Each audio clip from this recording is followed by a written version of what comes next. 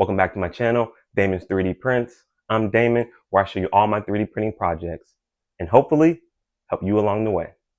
For this video, we are printing Batman's grapple gun from Batman v Superman: Dawn of Justice.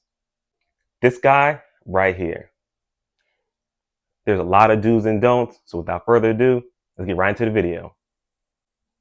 Honestly, this turned out pretty good.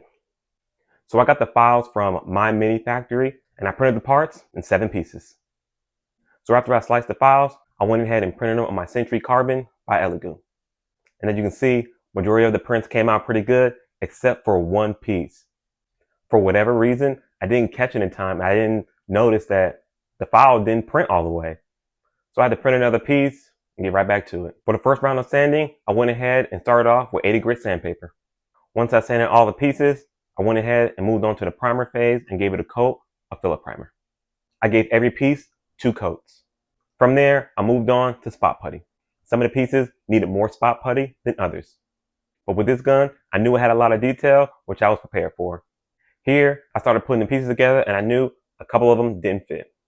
So I got out my Dremel tool and wound up making the holes a little bit bigger. Once I got that hole a little bit bigger, the pieces lined up. Now you start to see the vision. As you can see, the gun is really coming together. From there, I gave it another round of filler primer. Once the filler primer has dried, I wind up going in with some wood filler. This technique comes from the universe of Emily, where you take wood filler and some water until you get a nice thick paste. If the paste is too thin, you're going to have to use multiple coats. This technique really helps fill in those layer lines and smooth out the prints. So I took my paste and I just painted it all over each part. Once the wood filler is nice and dry, I went in with 220 grit sandpaper and sanded all the parts. As you can see here, these 2 pieces needed to be welded together, so I used my soldering iron and started welding the 2 pieces in.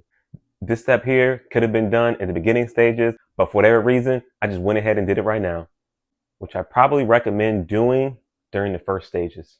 Once the welding's done, I went back in with 80 grit sandpaper, spot putty, and wood filler. I did multiple coats here too. So for this piece, I wind up doing the same sanding process, starting with 80 grit, primer, spot putty, wood filler. Wash, rinse, and repeat. To remove that middle seam, I had to do multiple rounds. But eventually, it got to a point where I was happy with it. From there, I started sanding the rest of the pieces.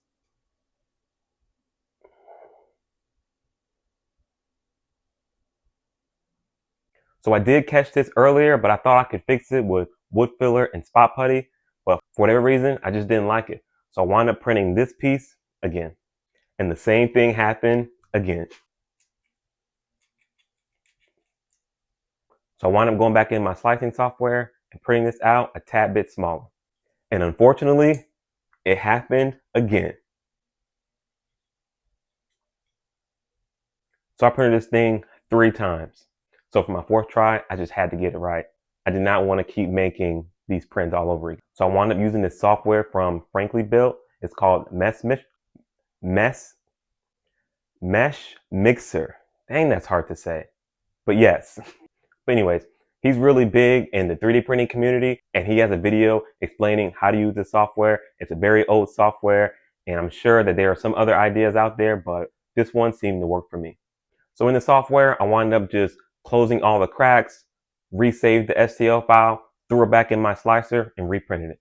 And as you can see, this time around, the print turned out pretty good. The only thing I noticed is the corners is more rounded than sharp. Other than that, looks pretty much identical, minus the mistakes. I also had to weld the handle and the top part of the handle. Unfortunately, I forgot to record it, but hopefully you guys can see where the welding goes. So once I weld these 2 parts together, I wind up going in with some wood filler and spot putty. From there, I wind up sanding that down with 220 grit sandpaper all the way up to 400. From there, now it's time for paint.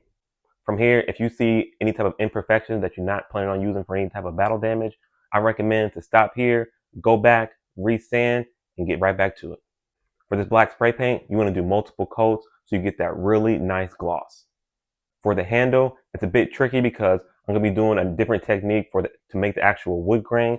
But here, I need to first tape off parts that I won't be spray painting. I just grabbed some tape in a grocery bag and wound up taping off the parts that I don't need. From there, I went in with the warm caramel satin spray paint. I gave each side 2 coats. From there, I wind up taping off the rest of the handle so I can go in with some matte black spray paint. From there, I wind up taping off the rest of the handle so I can go back in with the high gloss black spray paint. From here, you can see that I didn't use the tape correctly, and I thought the parts that wasn't painted fully would be hidden by the rest of the gun. Turns out, you can still see the parts. I probably should have stopped and went back, but I didn't think of it. Until now. To create the wood grain finish, I wound up using the technique from Layers of Dylan. What you're going to need is some ink refills, specifically walnut and light walnut. So you want to grab a paintbrush, and as you layer and layer the inks, it really helps create that genuine wood look. And over time, you got this beautiful wood grain finish. And as you can see, it turned out pretty good. I wind up using the ink to cover up some of those imperfections on the parts that I didn't fully spray paint.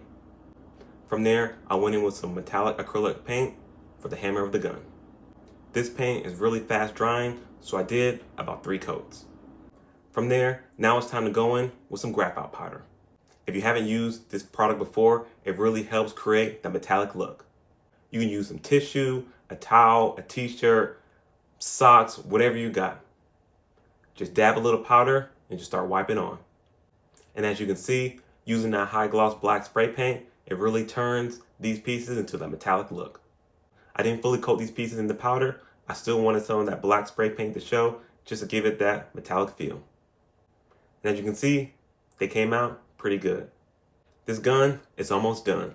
All it's left to do is glue the pieces together. For this metal tube looking thing, if it doesn't fully line up, what I would suggest is either one, sanding it really good like I did. I went from 80 grit all the way up to 3000 just because I knew the parts really needed to fit together. If you don't feel like sanding it as much as I did, what you can do is go back into your slicing software. You want to drop it down to about 98 to 98.5%. That'll help with the tolerance. Once all the pieces are glued together, this gun is done. This Batman Grapple gun came out pretty good. Other than those small imperfections, I can pretty much live with it.